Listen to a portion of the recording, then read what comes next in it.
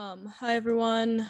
I'm gonna go ahead and give it like 1 or 2 minutes just to make sure that if anyone wants to join in on this call, they have a chance to before I go ahead and get started. So,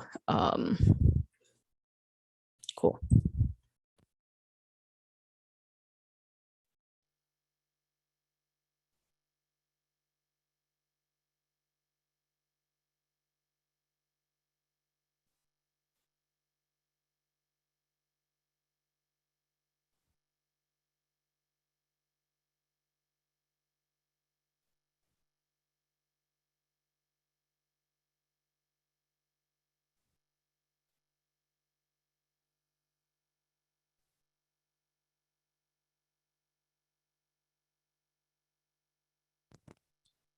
Okay. It looks like the amount of people in here is slowing down, so I'm just gonna go ahead and get started. Um, so give me a second to share my screen. Awesome.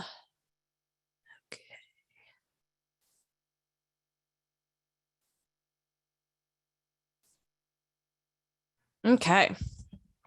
So hello everyone. My name is Kai, and welcome to the Statistics Solutions webinar on APA editing and how to avoid the most common mistakes. So this webinar will be recorded, so you can watch back within about 24 to 48 hours. You'll have access to it. But if you have any questions throughout the PowerPoint, please go ahead and put them in the Q&A section, and I will get to them at the end of the presentation. Okay. Finally, if you have any information on, or if you would like any information on how Statistics Solutions can help you with your APA editing or any kind of editing, you can go ahead and email my boss, Janine. Her information's on the screen now, but it will also be on the screen later at the end of the PowerPoint. I have some contact information for everyone. Okay. There we go. Having trouble getting my PowerPoint to move. Okay, so first things first, APA, or the American Psychological Association. APA is the rules and regulations for writing in research. So it consists of two main parts, and those parts are grammar and style and references. And so in this PowerPoint today, we're going to be talking both about grammar and style and how to be formatting your references in text citations and your reference section. And then we're also going to talk a little bit about some of the main differences between APA 7th edition and the previous version, APA 6th edition.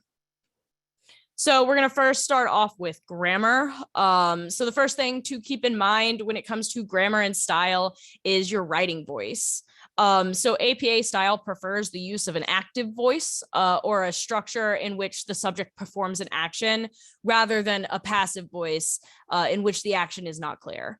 So a good example of this is using the researcher as the subject of a sentence and the action rather than starting with something along the lines of the study was conducted. So instead of saying the study was conducted, a more active voice would be something like the researcher was conducted, or the researcher conducted the study. Or the study was conducted by the researcher. So, you always want to make sure that there's a subject of that sentence who's doing the action. That's if a tip for making sure that you kind of know between your active and passive. When you're writing a sentence and it says something along the lines of the study was conducted in a controlled setting, something you should be asking yourself is, does this sentence tell me who was studying the or was conducting the study in a controlled setting? So that's just a good tip. And then in terms of exceptions, there's really like only 1 or 2 times where there's going to be an exception to this rule where you should be using a passive voice rather than an active voice. And that comes up the most in chapter 4. And that's because emphasis in chapter 4 is placed on the participants who, did the actual research rather than the researcher conducting the research.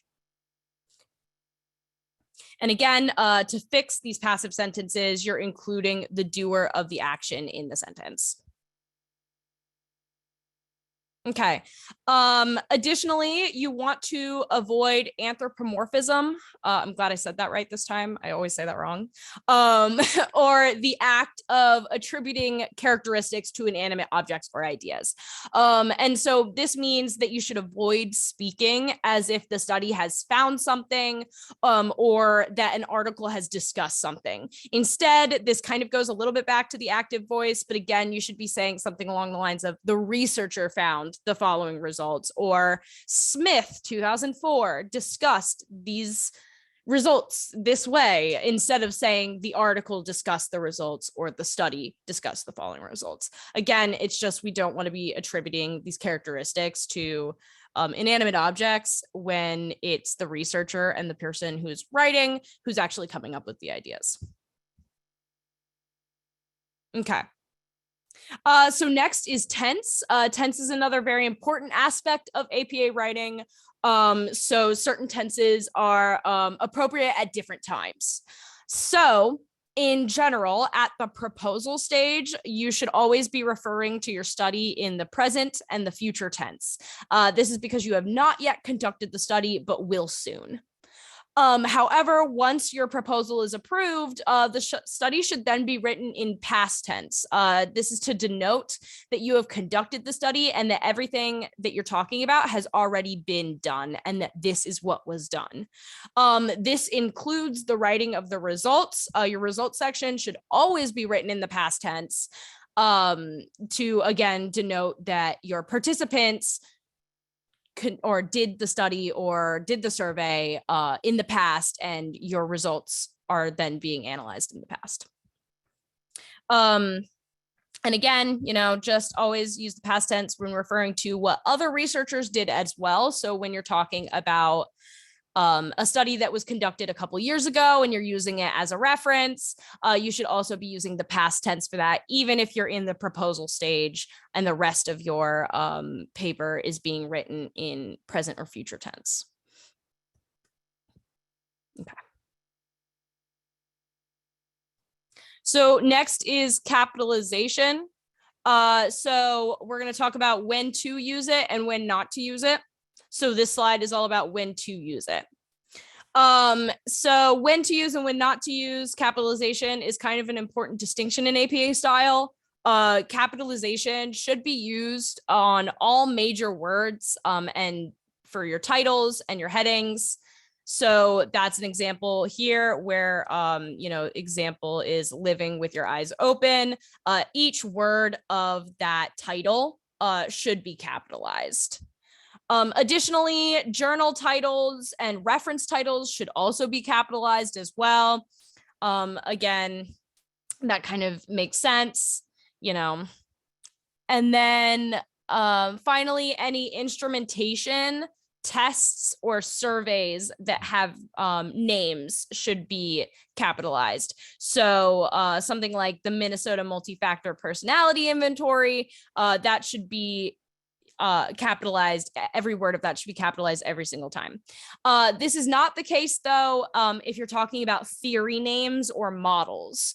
So if you're talking about like the misinformation effect or the bystander effect, those should not be capitalized. Okay, so when not to do it. So like I said before, we shouldn't be capitalizing the names of theories. We should also not be capitalizing any generic names of tests. So say you're running a stress test, but you're just calling it a stress test and there's not a specific name to that, then you wouldn't capitalize stress test. Additionally, for article titles, only the first word of the article title should be capitalized. And then obviously any words following a period or a colon or a dash should also be capitalized. So for example, here, looking at Henderson JC, this reference here, this strategic alignment leveraging information technology for transforming organizations, if you can see, only the first word strategic and then the first word after our colon leveraging are being capitalized here. And so all other words in your reference section for your journal titles should not be capitalized. And then, like I said, any names of laws, theories, models, or statistical procedures should not be capitalized. So cognitive behavior theory, you're not going to capitalize cognitive behavioral theory. And then finally, any shortened, inexact, or generic titles of tests. So like I said, stress test. You wouldn't have to capitalize stress test. Okay. Awesome. So abbreviations are next, and acronyms. So abbreviations and acronyms should only be used if a certain title of something is mentioned more than 4 times in a paper. So anything less than 3 times in a paper, it should be written out in full. Abbreviations can be super helpful in saving space within your paper, but you do need to make sure that the reader understands what the abbreviation stands for. So it must be clearly defined in your paper at least once. And so if you look down towards the bottom of this slide here, you see, like, let's look at the example of Center for Disease Control and Prevention, or the CDC. So if you're only talking about the CDC 1 or 2 times, maybe 3 times in your paper, and it's only within 1 paragraph, you should just be writing out Center for Disease Control and Prevention. However, if your entire paper is about the CDC and you're going to be mentioning it in basically every other sentence, as long as you are writing out Center for Disease Control and Prevention, and then in parentheses, define that acronym, define the CDC, then the rest of the time that you're referring to the Center for Disease Control and Prevention, you can just write CDC. But again, with abbreviations and acronyms, it's really important that, again, it is defined once at least first, before you then go ahead and use them. Okay, awesome. This also, works with the United States. So again, any country names, United States, stuff like that. If you want to abbreviate, you totally can. Only if you're, using it more than 3 times though. Okay. So we're at the last slide for our grammar section, and then we're going to get into references. But the last important aspect of grammar is using numbers in APA format. So according to the APA rules, you can use numerals when the number is over 10, or if it represents a time, date, or score. So if you're talking about how you had 57 participants, that's when it's over 10, you can write out 57. Or if you're trying to say the participants came in at 1 p.m. and that while it's under 10, it's 1, it's denoting time. So you would still use the actual numeral. However, if your numbers are not denoting age, time, date, score, anything like that, and they are less than 10, then you actually have to write the number out. So you spell it out. So if it's, say you're saying like, I had 2 participants in my study, which you should always have way more than 2 participants in your study, but this is just an example. So say if you have 2 participants in your study, that's when you would spell out 2 TWO. And then also in terms of spelling out, if you're using kind of common fractions like 1/3 or 1/4, something like that, like 1/2, that's not something that you would really need to write numerals for. So you should be spelling those out.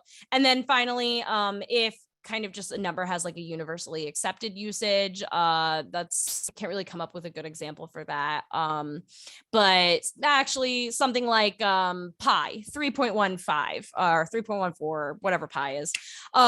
So that's something where even if, you know, it's under 10, you write out pi in the numerals, and you're not going to write out 3 THREE dot like 1, you know, so that's kind of silly. Okay. So that's everything I have in terms of grammar and style. So next I'm going to get into citations and references. I'm going to talk a little bit about in-text citation and a reference section. And then again, from there, we're going to get into a little bit of the APA 7th edition very specifically. Okay, so it is always important when discussing other people's ideas and work that you do not plagiarize. Instead, you should always be attempting to put the author's ideas into your own words, and this is known as paraphrasing. So a big tip that I always give people when they're taking notes on a research paper is to never take those notes directly from the text. Instead, write out those notes in your own words. So you're better able to understand the material because you've encoded it in your own words. But also you're less likely to plagiarize that way, which is really what we want to see here. Additionally, another way to avoid plagiarism is to always cite your sources. It's probably the biggest way to avoid plagiarism. And you should always be citing your sources, even when it seems like this is a common piece of knowledge that everyone knows, because chances are it's not as common of a piece of knowledge that you might think it is. And you should be citing where you learned that information. Okay. And so because we are citing all of our sources of information, we need a reference list. So we need something to be able to sort through all of those informations, those sites that we're sourcing. And that's what's known as a reference list. So a reference list goes at the end of your paper, and it lists out each of the author, article titles, and date published for the articles that are talked about within your paper. This list should be in alphabetical order, and it should match up with all of the articles that you talk about within the text of your paper. So when you're writing out your reference section, make sure to cross-check with your text and see, oh, well, it looks like in this paragraph, I talked about this one study, but it doesn't look like I have it in the reference section. So make sure that you're constantly, as you're writing your paper, trying to keep up with putting those references in your reference section after you talk about it in the text of your paper. Additionally, if you're using online sources, that's totally cool with APA. However, you must include any retrieval information, whether or not that's the actual like hyperlink to the website that you used, or if it's something known as a DOI. And so a DOI is kind of like a number that is associated with each research paper, and it's unique to each research paper. This is probably the best way of identifying research papers and including retrieval information. But if you don't have access to that DOI number, just use the regular link.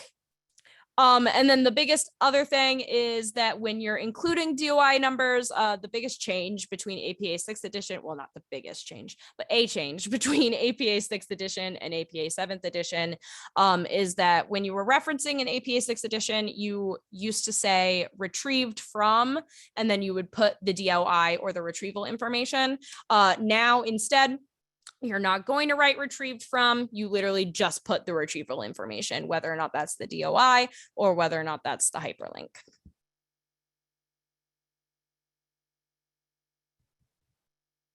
Okay. As well as having a reference list at the end of your text, APA 7th edition and pretty much all editions also require that you cite your sources within your text as well. So there are two ways to do this. There is using the reference as the subject of the sentence. So that's something like Smith et al. Found that. An example, stress negatively affects test scores, right? And when you're putting it as the subject of the sentence, the way you're going to do it is you use the author's first or the first author's last name, and then you're going to put et al. The only time you're not going to put et al. Is if there's only one author. So if it was just Smith 2012. So if there's more than one author, when you're citing in text, you can just put that et al. If it's anything more than one or two authors, which is awesome. It did not used to be that way. It used to be where if you had like 10 authors with your in-text citation, you had to like say all 10. It was horrific.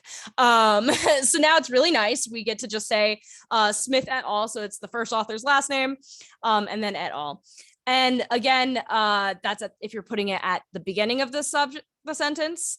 And then you can also put it at the end of the sentence. So you can say something along the lines of, researchers found that stress negatively affected participants' test scores. And then before you put a period, in parentheses, you put Smith et al. And then the date that it was published, and then period at the end of the parentheses. Also, any sources that you are citing in text must also be found in your reference section. So like I said before, just try to make sure that you're keeping up to date on if you're referencing something in text, you should also be referencing it in your reference section at the bottom as well. Okay. So, last thing I wanted to do was talk a little bit about the specifics of APA 7th edition. Okay, so first things first, APA 7th edition has changed a little bit in terms of the headings from the 6th edition. So I'm just going to go through the first 3 level headings with you guys, and then 4 and 5 are just there for your reference. So first level is going to be your big like chapter titles. So chapter 1, you know, your literature review. Chapter 2, well, chapter 2 is your literature review. Chapter 3, methodology. Chapter 4, results. So that's going to be centered in the middle of the page. That's going to be boldface. And then any text that you have afterwards is going to begin indented as a new paragraph. Your level 2 headings are the headings basically directly after that. So those are your main big headings to kind of separate out the chapter. So something like introduction, sample size, research questions and hypotheses. So these are not going to be centered. They're going to be flushed to the left, fully to the left side of your paper. They're also going to be boldface. And then finally, the text that begins underneath it is going to be indented and started as a new paragraph. Finally, level 3 is the last one I'm going to go through with you guys today. It's going to be kind of the more specific levels from your level 2. So if, say, you have a participant section, and maybe within that participant section, you want to talk about sample size. So then you can use sample size as your level 3 heading within that level 2 heading. So these are going to be flush left, bold, but they're actually going to be italic. And again, these are also going to start as a new paragraph directly underneath indented. The biggest things about level 4 and 5 headings, they're not usually used too often, although sometimes people will use level 4 headings with like assumptions for statistical analyses. So like if you're looking at a normality assumption, sometimes people use a level 4 heading, but it really just depends on kind of how your school or your mentor is asking you to set up your sections and section heads. Usually people have rubrics or outlines that they're supposed to follow.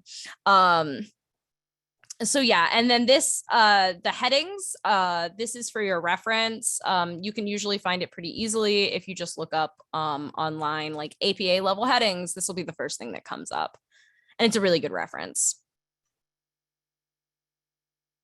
Okay. So next, another big change of APA 6th edition to 7th edition is the use of the singular they. So 7th edition now says that you should be using the singular they if the gender of your participants is unknown or irrelevant, or if the person uses they as their personal pronouns. Additionally, they also have updated their information on first person language. So we should always be striving to use first person language now in our papers when discussing groups of people. And so an example of this is saying a man with epilepsy rather than an epileptic man. Or you would say, people living in poverty rather than the poor. And you should be using person first language unless you have sufficient evidence to suggest that whatever community you're talking about does not like to use person first language. So a good example of that is, I can't speak for the autistic community, but I have seen some bodies of research talking about how some people don't like person first language and instead do like to be referred to as autistic rather than a person with autism. However, that is kind of up to your discretion at that point, and use the literature that you have available to you to kind of make that decision for yourself. But as a general rule, you should be using person first language. We should also try to be as specific about our participants as possible. So if you're talking about, Asian Americans, there's a lot of different kinds of Asian American people in this country. Are we talking about Korean Americans? Are we talking about Chinese Americans? In terms of gender, are we talking about cisgender men? Are we talking about trans men? Are we just talking about every men, like all the men? So just try to be specific in your language to kind of prevent bias and also let people know exactly the kinds of people and the groups and populations you're talking about. There we go. So next is not really changes between APA 6th and 7th edition, but it is, I do kind of want to go into formatting of tables and figures according to APA, because I do think that it's probably one of the things that clients come to me with the most, kind of asking, how am I supposed to be formatting my tables and figures? And so all of your tables and figures should always be formatted in parallel. And what that means is that you should be having column numbers, and those columns should be describing what's in the rows underneath the column. And I will, after this slide, I have an example slide of what your tables should actually look like in APA format. And we'll get to that in a second. So all of your tables and figures should be following kind of the same format. So first off, you need to number your tables and figures, and this should always be bolded. So example down here, we have table 1 or figure 1, and it's bolded. Afterwards, right underneath, this is all outside of the table, by the way. This should all be above the table. You're going to title it. So this title should be italicized, and then you're just basically going to describe very briefly whatever is in the table or figure underneath the title. And so, this is what I was talking about in terms of capitalization, where this is a time in which you want to be capitalizing each of the words in your table or figure title. So say that, we had a longer title than this. Say we said summary statistics for participant demographics of race and gender. So then every word of that title would be capitalized. And again, it's also all going to be italicized. So those are the two things that go above your figures and titles. And then the actual figures and titles themselves are going to have two components. They're going to have a heading, and that's kind of your variable names, your columns. So say column 1 is participant number, and column 2 is means, or column 2 is standard deviation. Anything under that is the body. And so say you're looking at participant 1 scored an average of 45 points on whatever the heck we're looking at. Participant 1 would be under column number 1 because column is participant, and then whatever their mean would be under the body of column number 2. And again, I'm going to show an example on the next slide that hopefully will make it a little bit more clear. Okay, so this is my example on the next slide. So like I said, we have our table number is bolded at the top. Right underneath, we have an italicized label, and each single word in our label here is capitalized. We love to see it. From then, we have the headers.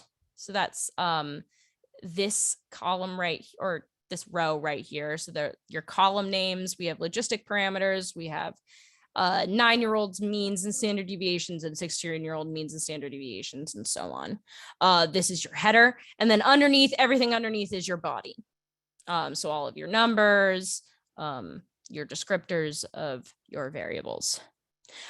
So we want to make sure that we're limiting the use of vertical borders. We should not be using really vertical borders at all. APA style kind of hates it for some reason. I can see why. It looks a lot cleaner without the borders. But really, we should just be limiting borders in general. So we should have a top border at the very, very top, a bottom border at the very end. And then only other border we should have is the border that separates our header from our body. Other than that, we should have no other lines in this table.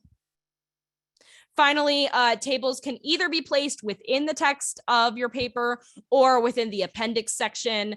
APA doesn't really care which way you put it. So usually that is up to your mentor, your committee member, or whatever your school's outline rules are. Okay, so finally, just some helpful tips. Like I've said kind of throughout, just make sure you're keeping up with formatting from the very beginning. It's a lot easier to do formatting and fix formatting issues when you've been doing it all along than at the very end when now you have to format your entire paper this way. Also make sure that you're keeping a running list of your references. And like I said, make sure to check them regularly against your in-text citations. I've had plenty of people, and I've definitely even done it myself when I was in grad school, where I had things in my in-text citation that I never even referenced in the reference section, or I would have things referenced in the reference section that I literally didn't talk about in the paper at all. So make sure you're just keeping up to date. Your mentors and your committee members aren't necessarily going to like having to tell you, hey, can you add this reference? Or, hey, it didn't look like you actually talked about this reference in your paper. Why is it here?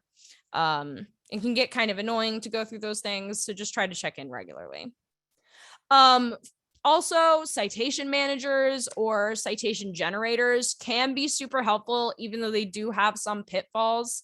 You know, it's really nice to use a citation generator, but you do have to keep in mind that these generators don't always generate the correct citation, but it can get the bare bones for you. So if you want to use a citation generator or a citation manager, just make sure that you're also keeping up with the actual citations themselves and making sure that they're accurate before you put them in your final paper. And then finally, I know it's kind of expensive. I don't think it's too bad though. I think having a copy of the APA 7th edition manual nearby can be super helpful and would be worth the investment of paying for it. APA 7th edition is a reference manual. It is not something that you need to memorize. I don't think I know anyone that I work with who actually has it fully memorized. And I know multiple people who reference the manual almost every single day to do their work. I mean, obviously, the more you get used to this stuff, the more you get into these patterns, the easier it's going to be and the less you'll have to reference the book. But it is nice to have something to reference, you know, on a random Monday when your brain's kind of foggy and you're going, oh, I just can't remember what that heading level is and what I'm supposed to do. APA 7th manual, just pop right over, grab it. It can be really helpful and it can be worth the investment. Okay, so the next kind of section of this presentation, I'm going to be doing Q&A. So I'm going to go ahead and look at the question and answer section of the chat. I'll go through, I'll answer each question on the screen. Although for now, I also have some information that I wanted to just put up on the screen, make sure everyone was aware of. Our company, Statistics Solutions, we're a full service dissertation consulting company. So if you are interested in getting help with, you know, any part of your dissertation, we do all 5 chapters, we do APA editing and, you know, working with committee member and feedback and stuff like that. So if you are interested in our services, we do 30-minute free consultations Monday, Friday, 9 to 5 with my boss, who is awesome, Janine. Her email is on the screen and so is her phone number. So I'll keep this up on the screen while I'm answering questions so anyone can write it down if they're interested, and I will go ahead and look at the questions. Okay. Looks like we only have one question right now. I made the mistake last time of not reading them out loud. So I'm going to read them out loud first. So does this apply for writing styles? I use APA. Yep. APA is a writing style. And it's like MLA. It's just got a little bit of a different set of rules, but it is also a writing style. It's a reference for how you should be writing your papers and kind of formatting them as well.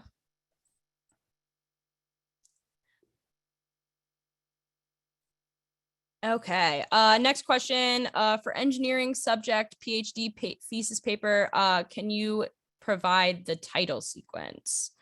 I'm not entirely sure what you mean about that. Or what you mean by title sequence, but do you mean like specifically for your subject? Is there a specific way that all of your titles should be formatted? Is that what you're asking?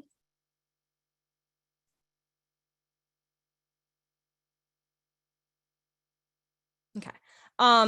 If not, what I can do is here, I'll go back to kind of the heading levels, if that's what you're asking about. But in terms of kind of general sequence of what you should be labeling things, you know, you've got your chapter 1. This should be kind of like your introduction to the entire paper. You know, you're going to talk a little bit about your research questions, your purpose, kind of what has led you to do this. You know, give a brief overview of what you're planning to do and what your paper is going to look like. Chapter 2 is your literature review. You know, you talk about previous literature, how that's relating to your current topic and how that's gotten to you where you are. And then from there, you know, is your methodology, is your chapter 3. You know, you're going to talk about your participants, your data collection methods, your data analysis plan, you know, any sample size, where are you going to get these participants from? How are you going to recruit them? And then chapter 4 is your results. That's going to be what statistical tests did you use and, you know, what were the results? And then chapter 5 is your discussion section. So you're just going to interpret the results based on the previous literature. And yeah, I hope that answers your question.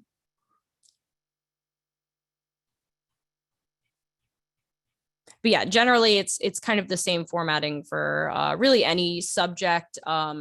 If your school does have a formatting preference, they'll usually tell you in like an outline. So like some schools don't want you to say participants, they want you to say data collection methods instead, or population instead. So it's just based on your school and what they specifically want you to write.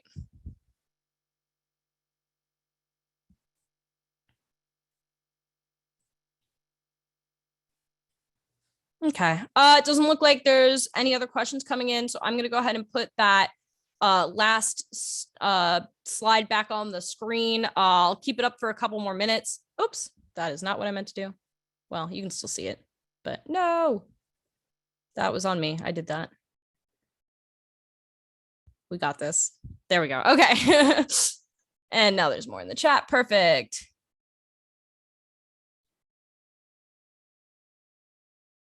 So another question, does statistical solutions work with students writing a free dissertation or dissertation manuscript paper? Yeah, we do. So like I said, we work with really anyone at any step in the process. So we can help you out with your generation of ideas process. If you want to help work with your chapter 1 or your chapter 2, where we're looking into, the purpose of your study and your literature review, we'll help with that.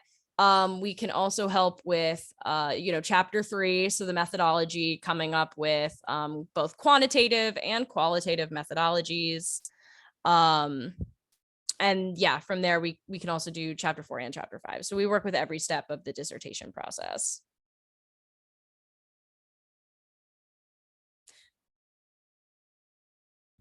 Okay, awesome. Yeah, thank you everybody for coming. Like I said, I'm gonna leave this up on the screen for like 1 or 2 more minutes, and then I'm gonna go ahead and hop off.